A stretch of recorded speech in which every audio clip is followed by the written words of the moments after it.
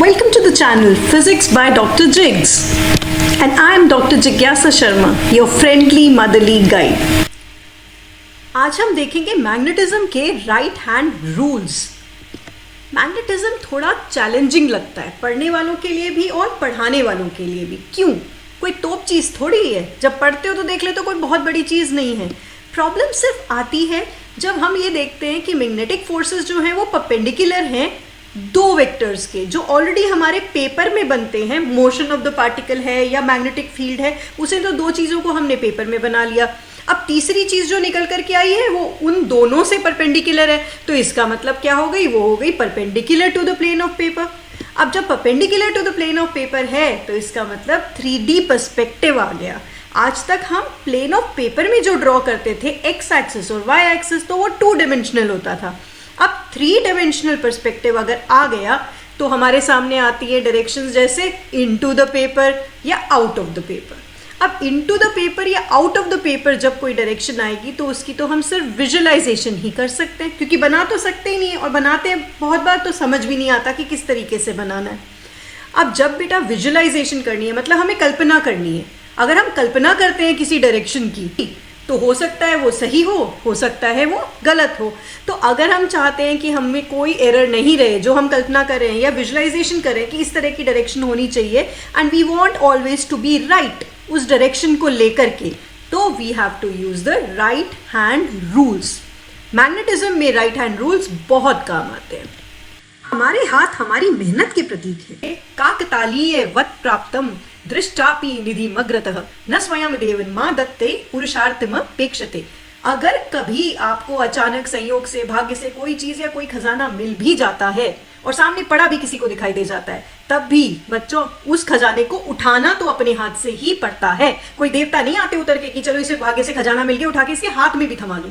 तो आपको इसी तरीके से, आपने इतने अच्छे एक देश में जन्म लिया है, इतने महान देश में जन्म लिया है, इतनी बढ़िया शिक्षा मिल रही है, माता पिता सब कुछ तुम्हारे लिए कर रहे हैं, सब कुछ तुम्हारे पास है, तो बस एक काम तुम्हें करना है, वो पढ़ाई का। तो जो आपको शेयर लक से जो ट्रेजर मिला है, जो खजाना मिला है, ये इतनी अच्छी शिक्षा पद्धति का, बेटा इसका पूरा उपयोग करो। उस खजाने को अपने हाथों से उठाओ, मेहनत करो, खूब पढ़ो और खूब आगे बढ़ो। अब सब कुछ लोग का कहना है, जैसे ज्यादातर अगर देखो तो कि एक ही राइट हैंड रूल है, उसी से ही सब कुछ समझना चाहते हैं लोग, समझाना चाहते हैं।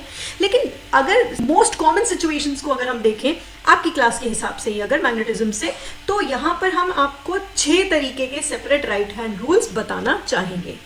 Starting from Fleming's right hand rule, Maxwell का राइट हैंड स्क्रू रूल है, राइट हैंड थंब रूल है, Ampere's right hand grip rule है, right hand rule for circular coil अलग है, right hand rule for solenoid, थोड़ा बहुत अंतर है। ये सारे राइट हैंड रूल्स हैं, सिचुएशन बेस्ड, कहाँ पर कौन सा लगाना है देखना होगा। और साथ ही साथ एक आपका फ्लेमिंग्स लेफ्ट हैंड रूल भी है।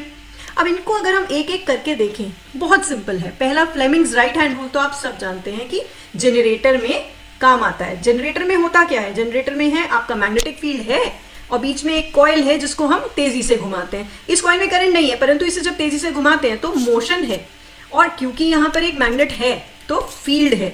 अगर हम अपनी राइट हैंड की फिंगर्स को म्यूचुअली परपेंडिकुलर, एक दूसरे के परपेंडिकुलर स्ट्रेच करें इस तरीके से कि जो फील्ड है वो हमारे इंडेक्स फिंगर की डायरेक्शन में आए, और अगर मोशन की डायरेक्शन हमारा थंब देता है तो इंड्यूस्ड करंट की डायरेक्शन देगा हमारा मिडिल फिंगर। तो Fleming's right hand rule use करके हम अगर किसी एक मैग्नेटिक फील्ड में किसी कॉइल को मोशन देंगे तो इंड्यूस्ड करंट की डायरेक्शन निकाल सकते हैं।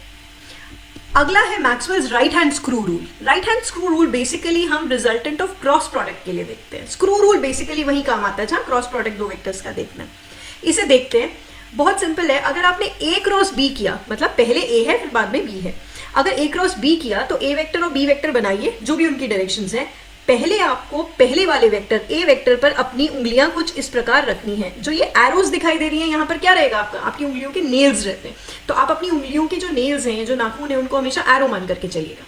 तो आपने पहले स्ट्रेट रखी, बिल्कुल स्ट्रेट, अभी नहीं मोड़ी है फिंगर्स, तो आपने स्ट्रेट रखी अपनी उंगलियां। अब इन उंगलियों को B वेक्टर की तरफ मोड़िए। जब आप इन उंगलियों को B वेक्टर की तरफ मोड़ेंगे तो अंगूठा कौन सी डायरेक्शन में आया है इस समय? बताइए। अंगूठा आ गया ऊपर की तरफ। अगर इसी को हम एग्जाम्पल को देखें तो ए के ऊपर हमने स्ट्रेट फिंगर्स रखी, बी की तरफ जब उन्हें कर्ल किया तो अंगूठा ऊपर की तरफ आया, and this is the resultant. ये जो आपका आउट ऑफ द पेपर वाली जो बात आती है वो ये आपका अंगूठे की जो डायरेक्शन है ये वाली, ये देगी आपको रिजल्टेंट वेक्टर की डायरेक्शन। अब अगर ए क्रॉस बी की जगह बी क्रॉस ए हो जाए तो क्या होगा? तो आपकी बार आप क्या करेंगे, आप उंगलियां रखेंगे बी के ऊपर और फिर ए की तरफ को घुमाएंगे। तो जब इस तरह से करेंगे, करके देखो, बड़ा मुश्किल पड़ेगा, थोड़ा सा आपको हाथ अपना टिल्ट करना पड़ता है, पर ए के ऊपर आपने अपनी उंगलियां रखी और जब बी के ऊपर उंगलियां रखी और ए की तरफ अब आप घुमाना चाह रहे हैं तो आपका अंगूठा कैसे जाएगा? नीचे। अब इतना अगर आड़ा तिरछा करना पड़ रहा है और इतनी मेहनत करनी पड़ रही है तो इस सब की जरूरत है ही नहीं बेटा। आपको जो ध्यान रखना है वो ये ध्यान रखना है कि A cross B is minus of B cross A. तो जो कुछ भी हमने ए क्रॉस बी के लिए निकाला था, डायरेक्शन ही तो चाहिए यहाँ पर। तो जो डायरेक्शन है ए क्रॉस बी की, उसी को ही अगर आप पलटेंगे, क्योंकि थर्ड डिमेंशन है, दो आपके प्लेन ऑफ पेपर में तो बन चुकी हैं, 2D में तो आप बना चुके हैं ए और बी को। अब तो आपके पास पॉसिबिलिटी दो ही है, या तो प्लेन ऑफ पेपर से ऊपर है, out of the plane of paper, या फिर into the plane of paper. तो उन्हीं दो डायरेक्शंस को डिसाइड करने के लिए क्या है, अगर आप आसानी से ए क्रॉस बी बना सकते हैं और निकाल सकते हैं तो बी क्रॉस ई में क्या करना है, आपने सिंपली उसको रिवर्स कर देना है बस। तो नीचे की तरफ अंगूठा आ जाएगा और जो डायरेक्शन है वो बी क्रॉस ए की वो आ जाएगी नीचे या डाउनवर्ड्स। इसकी एप्लीकेशन अगर आप देखें, यहां मैग्नेटिज्म से रिलेट करके देखें, तो पहली एप्लीकेशन तो आती है आपकी फोर्स, लॉरेंस फोर्स अगर आप निकालते हैं तो Q into V cross B, तो V भी एक वेक्टर है, क्रॉस प्रोडक्ट आके B भी एक वेक्टर है, तो फोर्स की डायरेक्शन क्या आती है, यहां पर आप राइट हैंड स्क्रू रूल से रख लीजिए, क्योंकि V यहां पर आ गया पहले वाले में और B यहां पर आ गया दूसरे में। तो इस तरीके से आपको फोर्स की डायरेक्शन इजीली मिल जाएगी। और एक बात बच्चों हमेशा ये ध्यान रखना है कि लॉरेंस फोर्स में जो ये फोर्स की डायरेक्शन हम निकालेंगे ये पॉजिटिवली चार्ज पार्टिकल्स के लिए होगी, नेगेटिवली के लिए फिर जो भी डायरेक्शन आएगी उसको एक बार फिर आपको पलटना पड़ेगा। साथ ही साथ बायो-सवार्ट लॉ में भी डीएल क्रॉस आ रहा है, ये भी वेक्टर प्रोडक्ट है, तो इसलिए magnetic field due to that small element की डायरेक्शन जो आएगी वो भी आप इसी रूल से आसानी से निकाल सकते हैं। अगला है right hand thumb rule for cross product.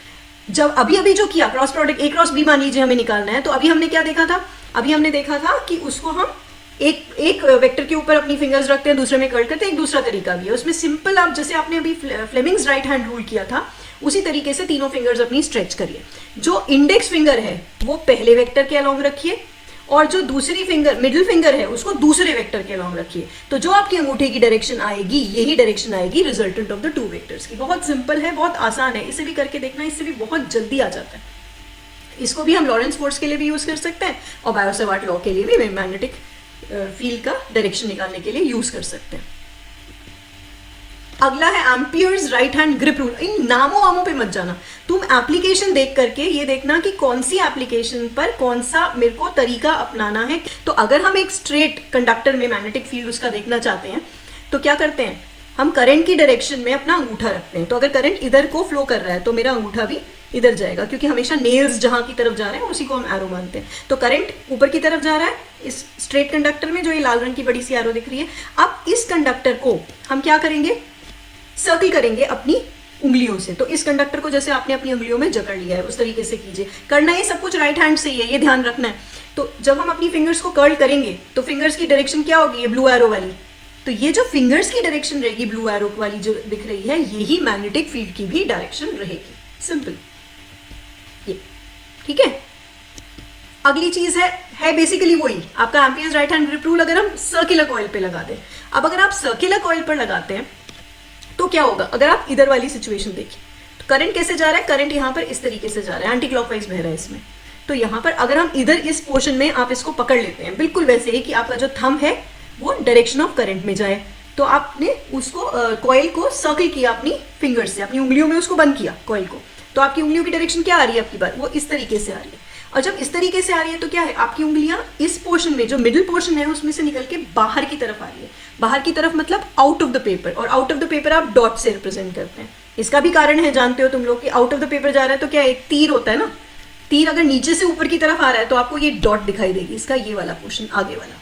और अगर तीर अंदर की तरफ जा रहा है तो क्या दिखाई देगा आपको, तब आपको यहाँ ये वाला पोर्शन जिस पर क्रॉस बना होता है पीछे, ये तीर के पीछे एक क्रॉस बना होता है ना, ताकि वो आसानी से उस रस्सी पे जब आप बांध चढ़ाएंगे तो रस्सी के ऊपर फंस जाए, तो यहाँ पे एक क्रॉस बना होता है। तो अगर कभी तीर बाहर की तरफ आ रहा है, आपके ऊपर की तरफ आ रहा है आपकी तरफ पेपर से, तो वो डॉट से रिप्रेजेंट करेंगे, और कहीं अंदर जा रहा है पेपर में वो तीर तो क्रॉस से रिप्रेजेंट करते हैं। तो इस केस में क्या है, जब हमने अपने सीधे हाथ से इसको पकड़ा, जो हमारा थंब है वो पॉइंट किया in the direction of current, जो कि ये वाली है, तो हमारी फिंगर्स कैसे आई कि इस डायरेक्शन, यहाँ पर इस पोर्शन में जो अंदर वाला पोर्शन है उसमें बाहर की तरफ आ रही है तो डॉट आ गया आउट ऑफ द पेपर, और इनटू द पेपर जा रही है यहाँ पर, यहाँ क्रॉस आ गया। सिमिलरली आप यहाँ पर करके देखिए, अब की बार क्या होगा, अंगूठा थोड़ा उल्टा हो जाएगा क्योंकि घूम करके करंट ऐसे आया, तो इसलिए ये भी सिनारियो वही है, एक तरीके से आपका वही वाला जो कंडक्टर है यही घूम करके यहाँ पर आया, सेम यहाँ पर भी यही रहा, आउट ऑफ द पेपर और इनटू द पेपर। तो ये भी जैसे अभी पहले किया था स्ट्रेट कंडक्टर के लिए बिल्कुल वैसा ही है, ये बस कॉइल के लिए है।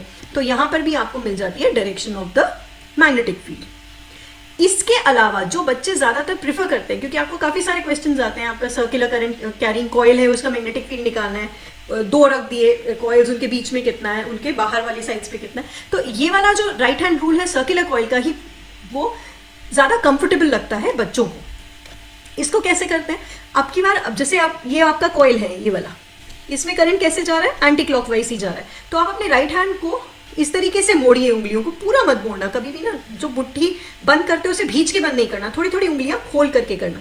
तो थोड़ी उंगलियां खोल करके आप इस कॉइल पर ऐसे रख दीजिए कि आपकी जो उंगलियों की डायरेक्शन है वो करंट की डायरेक्शन में आए। तो अगर आप उस कॉइल के ऊपर रख देते हैं अपना सीधा हाथ, कि करंट की डायरेक्शन में ही उंगलियों के कर्ल होने की डायरेक्शन हो, मतलब करंट की डायरेक्शन में ही आपके जो नाखून है उस तरीके से नेल्स जा रहे हो, तो आपका जो अंगूठा है, ये जो आपका थंब है, that gives you the magnetic field. ये बहुत आसानी से करंट कैरिंग, जो सर्कुलर करंट कैरिंग कॉइल्स हैं उसमें मैग्नेटिक फील्ड की डायरेक्शन दे देता है। तो आपके ज्यादातर क्वेश्चंस में इसको करना बहुत ज्यादा आसान रहता है। अब लास्ट है आपका right hand rule for solenoid.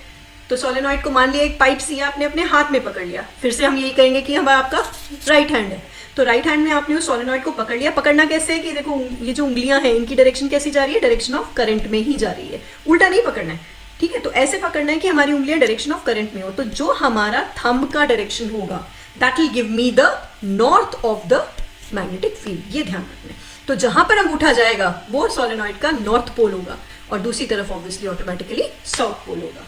तो ये 6 रूल्स हैं बेसिकली, जो आपको एकदम से अगर आप अप्लाई करेंगे इन पर्टिकुलर सिचुएशंस में, एप्लीकेशंस में, तो आराम से आपको सारी डायरेक्शंस मिल जाएंगी। तो अभी तक जितने भी हमने ये राइट हैंड रूल्स पढ़े हैं उन सब की एप्लीकेशन देखने के लिए एक एग्जाम्पल लेते हैं एनसीईआरटी का, आपका चैप्टर 4 का क्वेश्चन नंबर 24। इसमें आपको करंट कैरिंग लूप्स दिए हैं अलग अलग ओरिएंटेशंस में, अलग अलग ओरिएंटेशंस के करंट कैरिंग कॉइल्स हैं, और आपको टॉर्क बतानी है for a given magnetic field. तो मैग्नेटिक फील्ड दिया है, एक करंट कैरिंग कॉइल है, और टॉर्क बतानी है कि इस पर किस डायरेक्शन में लगेगी और कितनी लगेगी। तो वो डायरेक्शन निकालने के लिए अभी तक हमने जो किया उसको हम देखते हैं कैसे करना है। बेटा जब भी टॉर्क लगेगी इस पर, तो सबसे पहले आपको डिसाइड करना है कि जो करंट कैरिंग कॉइल है इसका एरिया वेक्टर कौन सी डायरेक्शन में रहेगा, या तो ये इनटू द पेपर या आउट ऑफ द पेपर वाली जो बात है, बस 2 डायरेक्शंस हो सकती है एरिया वेक्टर की ना। आपके कॉइल के तो परपेंडिकुलर रहता है हमेशा एरिया वेक्टर, तो ये जो प्लेन है इससे परपेंडिकुलर तो होगा, लेकिन परपेंडिकुलर नीचे की तरफ होगा या ऊपर की तरफ होगा ये देखना है। अब कॉइल है वाईजेड डायरेक्शन में, तो ये तो क्लियर है कि जो एरिया वेक्टर है वो एक्स में होगा, या तो +x या फिर -x होगा। अब कैसे निकालेंगे इस एरिया वेक्टर की डायरेक्शन, हम वही करेंगे जो हम करंट कैरिंग लूप के लिए करते थे। हम सीधे हाथ की अपनी उंगलियां कुछ इस तरीके से रखेंगे कि डायरेक्शन ऑफ करंट में हमारी फिंगर्स कर्ल करें। तो जैसे यहाँ पर रखी है, आपकी डायरेक्शन ऑफ करंट में फिंगर्स कर्ल कर रही है, डायरेक्शन यहाँ एंटी क्लॉकवाइज है, हमने यहाँ पर इस तरीके से अपनी उंगलियों को कर्ल किया। अब हमारा अंगूठा किधर की तरफ आ रहा है, हमारा अंगूठा आ रहा है इधर की तरफ, जो कि है पॉजिटिव एक्स डायरेक्शन। तो इसका मतलब यहाँ पर इस केस में हमारा एरिया वेक्टर क्या है, एरिया वेक्टर है पॉजिटिव एक्स डायरेक्शन में, तो हम इसको लिख सकते हैं AI कैप। जब एरिया वेक्टर की डायरेक्शन डिफाइन हो गई, हमने देख लिया कि एरिया वेक्टर की क्या डायरेक्शन आती है, अब इस पर टॉर्क निकालना तो बहुत आसान है। टॉर्क आपको पता है M×B होता है, और M जो है I×A होता है, क्योंकि I तो सूडो स्केलर है, तो इसलिए एरिया वेक्टर हम इंट्रोड्यूस करते हैं, उसकी डायरेक्शन में हमारा मैग्नेटिक मूवमेंट होता है। तो I×A×B। अब A हमने अभी निकाला था, किस डायरेक्शन में आया था, पॉजिटिव एक्स डायरेक्शन में, तो A को रिप्रेजेंट किया AI कैप से। B दिया है कि Z डायरेक्शन में है, इसलिए B है BK कैप। और तो टॉर्क कितना आया, I बाहर आ गया, A×I cap cross B×K cap. अब I×K क्या होता है, I, J और K, इस तरीके से बनाते हो ना आप लोग। तो जब I×J करते हो तो K मिलता है, J×K करते हो तो I मिलता है। अब की बार हमें करना है I×K, तो हमें उल्टा चलना है, I×K करके उल्टा जब चलेंगे तो -J मिलेगा, तो रिजल्टेंट क्या आया, -J। तो टॉर्क की डायरेक्शन क्या आई है, -J। इसका मतलब in the negative Y direction magnitudes दिए हैं बी का, ए का, आई का, तो टॉप का मैग्नीट्यूड तो आप आसानी से निकाल ही लोगे। और डायरेक्शन अभी हमने देखा किस तरह से निकालनी है। तो जिस तरीके से अभी ये ए वाले पार्ट की करिए, इसी तरीके से आप फॉलो करते जाइए और सारे पार्ट्स की आप बहुत ही कंफर्टेबली टॉट की डायरेक्शन निकाल लेंगे। और अगर बच्चों आपको कोई भी डाउट है रिगार्डिंग एनी क्वेश्चन, कोई भी टॉपिक जो आपको समझ नहीं आया, कोई भी ऐसा क्वेश्चन जिसका आपको सोल्यूशन समझना है, तो just leave a message in the comment section. आप अपना मैसेज छोड़ दीजिए, क्वेश्चन नंबर या जो भी क्वेश्चन आप चाहते हैं कि आपको उसका अच्छा सोल्यूशन मिले, या फिर कोई भी टॉपिक आप चाहते हैं समझना, आप कमेंट सेक्शन में उसको मेंशन कर दीजिए। आपका नेक्स्ट वीडियो तैयार आपको थोड़े दिनों में मिलेगा।